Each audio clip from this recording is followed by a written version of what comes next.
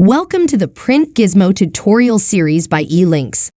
In this video, we are going to explain the new enhanced report features. We have added several new report features. These features will help streamline displayed and exported reports. This simplifies the process for users that display and export the same reports often. Let's see how the feature works in PrintGizmo. Starting from our dashboard, let's click Reports from the sidebar menu, then Order and Order Detail for this tutorial.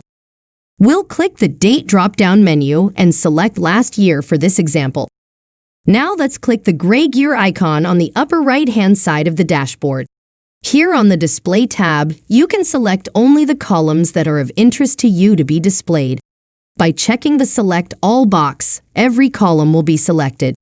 If you uncheck the Select All box again, all of the columns will be unselected. This is useful to know when you would like to create a new custom report. On the Export tab, we can select the columns we would like for reports that are to be exported. This is useful for reports being sent to colleagues or management that may or may not need to see certain information. Don't forget to click Save when finished. You may either print the report by clicking on the print icon or export the report to an Excel file by clicking the Export to Excel icon.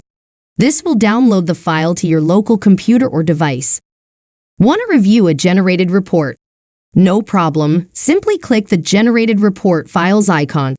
Reports must have more than 30 days of data to be saved. You can now see your reports here after clicking the refresh icon in the right corner. Simply click the X to close this window. You may also pin this report for future quick access. Please watch the Report Pin feature tutorial for more information. For more details and information on the new report features, please consult our knowledge base. We hope this tutorial was useful and helps you to better understand PrintGizmo's new report features. If you have any questions or challenges, please feel free to contact one of our support gurus.